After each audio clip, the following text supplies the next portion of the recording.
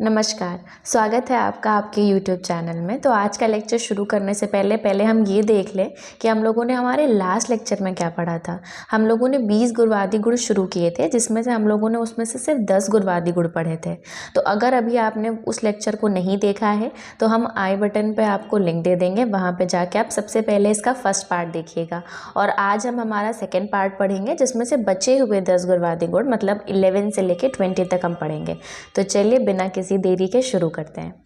तो आज जो 11वें नंबर का है गुण, वो है मृदु गुण। क्या है ये? तो बोल रहे हैं यस्य श्लथनीय शक्ति स मृदु, मतलब जिस गुण के अंदर शिथिल करने की शक्ति होती है उसे मृदु बोलते हैं।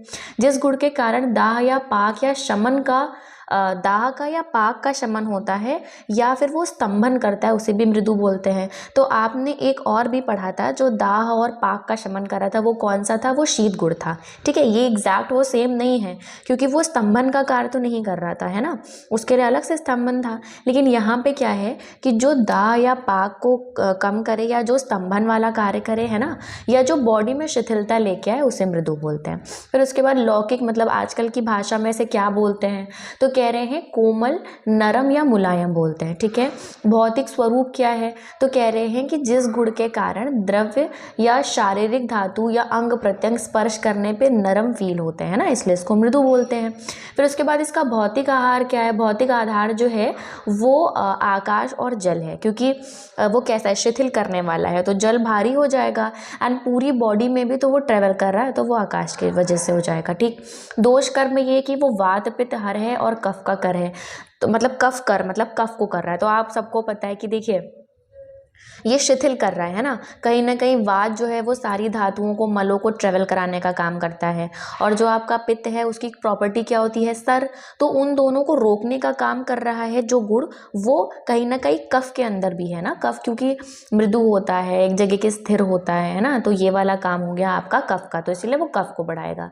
धातु के लिए क्या है कि क्योंकि आप लोगों ने पढ़ा था कि ये शिथिलता का कार्य कर रहा है, तो ये क्या कर रहा है? सारे धातुओं को शिथिल करेगा एंड मलों को भी ढीला करेगा या नरम करेगा। ठीक, फिर इसके बाद आता है कठिन। तो क्या कह रहे हैं? यह दृढ़ी करे शक्ति, जो दृढ़ीकरण करता है या जिस चीज जो दृढ़ता लाता है उसे कठिन कहते हैं। ठीक, फिर क्या कर रहा है? ये अवयवों में संघात उत्पन्न करता है। संघात मतलब जो दृढ़ता लाता है उसे कठिन कहते हैं। तो लौकिक भाषा में इसको संघात या कड़ापन कह देंगे। ठीक है, भौतिक में क्या कह रहे हैं? इस गुण के कारण द्रव्य जो शारीरिक धातु, मल, अंग प्रत्यंग है, ये सब स्पर्श करने पे कठिन हो जाते हैं। ठीक है, ये कठिन गुण का कार्य है।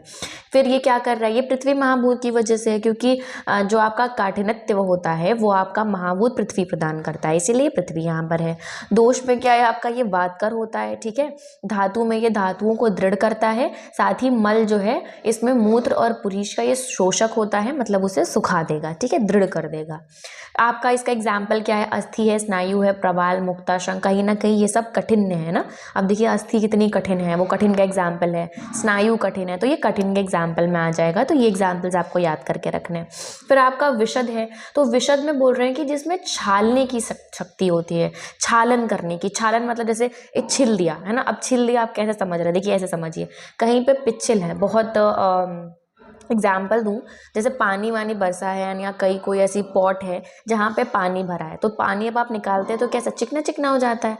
अब आप उसको वहाँ साफ़ करने के लिए क्या करते हैं? किसी हार्ड सरफेस से उसको रब करते हैं, या मान लीजिए आपने ब्लीचिंग पाउडर डाला, तो आपने क्या किया? वो जो चिपचिपापन था या जो वो काई लगी थी, आपने उसको छिल दिया। कैसे? ब्लीचिंग पाउडर डाल दिया है ना, या फिर कोई और हार्ड सरफेस से उसको आपने रब करा। तो क्या कर रहे हैं आप? छालन कर रहे हैं, मतलब पिछलता को दूर करने के लिए जो आप कर्म कर रहे हैं वो छालन है। एंड यही प्रॉपर्टी जो होती है वो विशद कहलाती है। तो देखिए नीचे फिर एक और लिखा हुआ है कि क्लेद का आचूषण करने की वजह से, ठीक है, या फिर रोपण करता है, किसका? व्रण का। अब इसका एक एग्जाम्पल दें तो जैसे मान लीजिए किसी को वुंड हुआ, अब उस वुंड में क्या हो गया? पस हो गया। तो वो पस जो है वो क्लेद है ना। पस जो है वो क्लेद है भाई, चिपचिपा पदार्थ है। अब अगर आपने ये नोटिस भी किया होगा, ये जर्नल एग्जाम्पल है कि अगर मान लीजिए किसी वुंड से आपने पस निकाल दिया तो वो वुंड क्या है? सूख जाता है, सही हो जाता है। जब तक पस बना रहेगा तब तक वो नहीं सही होगा। तो यही बोल रहे हैं कि क्लेद का अगर आप आचूषण कर देते हैं तो व्रण का रोपण हो जाता है। ठीक, ये प्रॉपर्टी जो है वो भी विशद की वजह से होती है। लौकिक संज्ञा में क्या है, शुचित्व बोलते हैं इसको या स्वच्छता बोलते हैं, ठीक है। भौतिक स्वरूप में बोला है इस गुण के कारण द्रव्य शरीर विमल या तंतु रहित हो जाता है ना, तंतु कफ की क्वालिटी है एक और, तो इसीलिए तंतु रहित उसको आप हटा रहे हैं और विशद प्रॉपर्टी में बोल रहे हैं। फिर बोल रहे हैं यहाँ पे थोड़ा, जैसे अभी तक आप लोगों ने जितने भी गुण पढ़े थे उसमें भौतिक आहार जो उसका आधार पढ़ा था, कहीं पे आपने ये नहीं पढ़ा था कि आचार्यों ने अलग तरीके से दिया है, बट यहाँ पे आचार्यों के मत अलग हैं। जैसे आचार्य सुश्रुत हैं, उन्होंने क्या बोल दिया, उन्होंने बोला है कि यहाँ पे पृथ्वी, वायु और अग्नि है। सुश्रुत जी ने शिवाकाश को माना है, नागार्जुन ने शिव वायु को माना है। तो इसमें से मोस्ट प्रोबेबली आप चरक के ही याद रखिएगा, है ना, क्योंकि इन्होंने ही सारे अच्छे से डिटेलिंग में बताए थे। बाकी के याद हो जाते हैं तो बहुत अच्छी बात है। कर्म क्या है, दोष कर्म में भाई ये वात कर है, क्योंकि ये क्या कर रहा है कि ये सब कुछ सुखा रहा है ना। फिर धातु कर्म में क्या है, धातु का लेखन कर देता है और मल का शोषक कर देता है। इसके एग्जाम्पल में आपको याद रखना है, मध्य है, क्षार है, निम्ब है, मुद्ग है, ठीक है। पिच्छिल में क्या है, जिसमें लेपन है, आप देखिए विशद का जस्ट उल्टे, वहां पे क्या था, वहां पे छालन जो कर रहा था वो विशद था, लेकिन यहाँ पे जो लेपन कर रहा है वही जो चिपचिपा जो लिबलिबा पदार्थ था वही ये क्या कर रहा है, वो पिच्छिल है, लेपन करने की शक्ति। तो कह रहे हैं जिस गुण के कारण द्रव्य शरीर में जाकर लेपन कर्म करता है उसे पिच्छिल कहते हैं, ठीक है। पिच्छिल गुण जो होता है वो जीवन प्रदान करने वाला होता है, बल देने वाला होता है, ठीक है, अवयवों को जोड़ने वाला होता है और श्लेष्मा का वर्धक होता है। तो पिच्छिल आपको पता है, तो ये पिच्छिलता है ना, तो इसमें जैसे लिखा है ना कि श्लेष्मा का वर्धन करता है और संधि बंधनों को क्या है, जोड़ के रखता है ना। तो जैसे आप ऐसे इसको कोरिलेट कर सकते हैं, जैसे हमारे जो बंधन हैं, संधि बंधन हैं, जहाँ जॉइंट्स है वहाँ पे क्या है कि साइनोवियल फ्लूइड होता है ना, तो वो फ्लूइड क्या है, आप उसको पिच्छिलता से कोरिलेट कर सकते हैं कि भाई बंधनों को जोड़ के रखा है, श्लेष्मा का वर्धन कर रहा है, ठीक है, सारे अवयवों को, मतलब एक कहीं ना कहीं आप इसको फ्लूइड से रिलेट कर सकते हैं कि वो क्या कर रहे हैं कि सबको कवर करके रख रहे हैं और क्या कर रहे हैं, बंधनों को अच्छे से रख रहे हैं, श्लेष्मा का वर्धन कर रहे हैं। ये पिच्छिल के अंदर आता है। आप इसकी लौकिक संज्ञा देखें तो क्या है, तंतुलता है ना, कि तंतु जैसा है, चिपचिपाहट है। फिर इसमें भौतिक आहार क्या होता है, सिर्फ एक जल ही है। दोष के लिए बोला है कि कफकर होता है, धातु के लिए देखो तो धातु वर्धक होता है या धातु का संधानकर होता है, ठीक है। मल में क्या है कि मलवा स्रोतसों का लेप करके और मलोत्सर्ग में सहायक होता है, मतलब मलवा स्रोतस को पूरा लेप करेगा और मल आपका इजीली बॉडी से बाहर निकल जाए, तो ये उसमें हेल्प करता है, ठीक है। बाकी एक चीज़ ये और आपका आ रहा है कि यहाँ पे अब आया है ना, इतने गुणों में आपने नोटिस किया होगा कि रस वीर विपाक नहीं आ रहा था, लेकिन यहाँ पे है कि इसका रस क्या है, मधुर रस होता है, शीत वीर्य होता है। और इसके जो एग्जाम्पल है वो फाड़ित है, बबूल है, निर्यास है, ठीक है, ईसबगोल है, माश है, शालमली है और मूसल है। तो एक्चुअली यहाँ पे क्या है कि आपका ये है ना, फाड़ित, फाड़ित मतलब क्या होता है, जो गुड़ से चीज़ें बनी हुई होती है ना वो होती हैं। लक्षण के लिए बोल रहे हैं कि जो रोपने की शक्ति होती है, रोपण शक्ति, इसको क्या फिर से बोल रहे हैं कि देखिए जिस द्रव में क्या होता है कि शरीर में जाकर व्रण को रोपण करने की शक्ति होती है, ठीक है। अच्छा, इसका एग्जाम्पल जैसे मार्बल्स होते हैं ना, इसका एग्जाम्पल सबसे अच्छा समझने के लिए है कि जैसे हमारे मार्बल्स होते हैं, मार्बल कैसे होते हैं, कठिन तो होते हैं बट सॉफ्ट होते हैं, ठीक, कठिन होते हैं, खुरदुरे नहीं। जो कठिन में खुरदुरा है वो कठिन में चला जाएगा, लेकिन जो कठिन है और ऊपर से बहुत सॉफ्ट है उनको आप संरक्षण में रखते हैं, ठीक, तो चिकनापन हो जाएगा। बाकी इसका भौतिक आधार आकाश है, ठीक है, आकाश महाभूत, ये चरक ने माना है। दोष कर्म में क्या है, कफकर होता है, वाथर होता है। धातु में क्या है, ये पिच्छल गुण के समान धातु वर्धक होता है, ठीक है, धातु संधानकर होता है। और जो आपका मल कर्म है वो मल का प्रवर्तक होता है, माड़ी के मुक्ता, शुक्ता, प्रवाल, ठीक है, हीरा, घी, दूध, ये सब आपका आ जाएगा। खर में क्या है, जिसमें लेखन करने की शक्ति होती है, आप उसे खर बोलते हैं, ठीक है। फिर क्या बोल रहे हैं कि सुश्रुत ने खर के स्थान पर कर्कश शब्द का प्रयुक्त किया है और विशद गुण के समान ही बोला है। तो ये विशद के समान ही आचूषण करने वाला होता है, बट खर की जगह सुश्रुत ने क्या एक्सप्लेन किया है, कर्कश, और हमारे आचार्य चरक ने खर एक्सप्लेन किया है, ठीक। लौकिक भाषा में आप इसको कर्कशता, रूखापन बोलते हैं। भौतिक आधार सुश्रुत ने क्या बोला है, अग्नि, वायु, और जो चरक है उन्होंने पृथ्वी, अग्नि और क्या बोला है, वायु बोला है, ठीक है। फिर इसका दोष कर्म में क्या है, क्योंकि भाई ये खर है तो ये वात कर होगा, कफहर होगा, धातु का ह्रास कर करेगा क्योंकि भाई लेखन करने वाली क्वालिटी थी, और मल के लिए क्या, मल का शोषक है, ठीक है। फिर अगर आप इसका रस वीर विपाक देखेंगे तो कटु, तिक्त, कषाय रस है इसका, ठीक। उदाहरण में क्या है, उदाहरण में मुक्ता, प्रवाल, शंख और कंकोटी, ये सारे इसके एग्जाम्पल्स हैं। स्थूल में क्या है, यस्य संवरणीय शक्ति, मतलब क्या है, जहाँ पे जो स्थूलता बॉडी में लेके आए ना, मोटापा लेके आए, बृहण लेकर आए, वो आपका स्थूल में आता है। बाकी जो है संधियों का बंधन करने के लिए बोला है आचार्य सुश्रुत ने।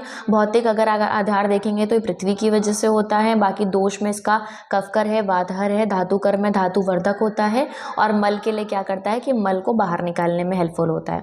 रसवीर विपाक अगर आप देखेंगे तो मधुर अम्ल या फिर कषाय रस होता है। मधुर विपाक है, शीतवीर्य है, इसका उदाहरण कूर्चिका पिष्टक मक्खन है। ठीक, बाकी एक्चुअली ये है ना, पिष्ट मतलब वो चावल से जो बनी हुई चीज़ें होती हैं।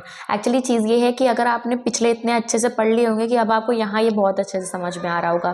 सूक्ष्म मतलब ये होता है कि इतनी कोई सूक्ष्म है, इतनी कोई छोटी चीज़ है कि आपके चैनल्स में आराम से ट्रेवल कर सकती है, उसे सूक्ष्म बोलते हैं। आचार्य चरक ने क्या किया है कि यही बोला है कि सारे स्रोतसों में आराम से जाती है, ठीक है, खोलने की शक्ति होती है। और सुश्रुत के अनुसार अवयव व स्रोतों को संकुचित करने की जिसमें शक्ति होती है। बहुत छोटा ऋस्व या पतलापन हो गया। और भौतिक आहार में आधार जो है उसमें सुश्रुत ने वायु बोला है। बाकी जो आचार्य चरक है उन्होंने अग्नि, वायु और आकाश बोला है। ठीक है, मैंने यहाँ पे ये लिख के दे रखा है, शॉर्ट में लिख दिया, अग्नि, वायु और आकाश। अग्नि किसकी वजह से, उष्ण की वजह से। ठीक है, अगर आपका यहाँ पे क्या है, वायु है तो वो लघु और सूक्ष्म की वजह से, अगर आकाश है तो मृदु और सूक्ष्म की वजह से। ठीक, दोष में आपका वातकर आ जाएगा, फिर आपका धातु कर्म है, मल में आपका मल शोषक है। बाकी जो है इसका रसवीर विपाक में कटु, तिक्त या अम्ल है, कटु विपाक है, उष्णवीर है। तो अगर आप यहाँ पे देखेंगे सूक्ष्म तो सुरा, मध्य, कस्तूरी, पारद, ये इतने सूक्ष्म होते हैं कि छोटे छोटे चैनल्स में चले जाएंगे, ये इसके एग्जाम्पल्स। सांद्र में बोल रहे हैं कि जो प्रसादने होती है, जो प्रसादन करने की शक्ति होती है ना, धातु को फैलाने का काम कर रहा है, उनको प्रसादन का काम कर रहा है, वो प्रसादन होता है, मतलब सांद्र है। ठीक है, घनापन, गाढ़ापन हो जाएगा। बाकी इसका भौतिक आहार पृथ्वी है। आपने अभी तक ये नोटिस कर लिया होगा, जो भारी चीज़ हो रही है वो पृथ्वी की वजह से होती है। बाकी दोष में क्या है, कफकर, वातहर है। ठीक है, धातुवर्धक, धातु दृढ़कर करने वाला है, मल को घन करता है। रस में क्या है, ये मधुर या कषाय रस हो जाएगा। मधुर विपाक, शीतवीर हो जाएगा। अष्टवर्ग के सारे द्रव्य हैं। फिर क्या है इसका, बला, अति बला, मक्खन मल। अष्टवर्ग में क्या आता है आपका, जीवक, ऋषभक, मेधा, महामेधा, काकोली, क्षीर काकोली, रिद्धि, वृद्धि। ठीक, किया जाएगा। द्रव में क्या है भाई, जिसमें विडोलने मतलब पूरी जगह पे फैलने की शक्ति होती है, जैसे जल सबसे अच्छा एग्जाम्पल, वो आपका द्रव हो जाएगा। इसमें तरलता या पतलापन आ जाएगा। जल महाभूत की वजह से होता है। कफ, पित्त, कर होगा, क्योंकि कफ की प्रॉपर्टी भी है तैरना, और जो आपका पित्त है वो तो सर है ही, उसका भी है कि वो फैल के पूरी बॉडी में करेगा। धातु के लिए क्या है, शरीर का द्रव धातुओं का वर्धक होता है, और स्वेद, मूत्र ये सब लाने वाला होता है। ठीक, तो यहाँ पे जो हमारे बचे हुए 10 थे और एक्स्ट्रा, ये हमने कंप्लीट किए। साथ ही साथ हमारे 20 पूरे गुण कंप्लीट हो चुके हैं। अगर आपने अभी तक चैनल सब्सक्राइब नहीं किया है तो उसे सब्सक्राइब करिए, अपने फ्रेंड्स के साथ शेयर करिए। मिलते हैं हमारे नेक्स्ट किसी भी टॉपिक को हम लेके आएंगे, फिर देखते हैं हम क्या पढ़ रहे हैं, मॉडर्न पढ़ते हैं या हम द्रव्य गुण का ही कुछ अलग से पढ़ते हैं। एंड अगर आपको कोई और सब्जेक्ट चाहिए कि कोई और सब्जेक्ट स्टार्ट कर दें हम, तो आप वैसा बता सकते हैं। ठीक है, चलिए तब तक के लिए अपना ध्यान रखिएगा। नमस्ते।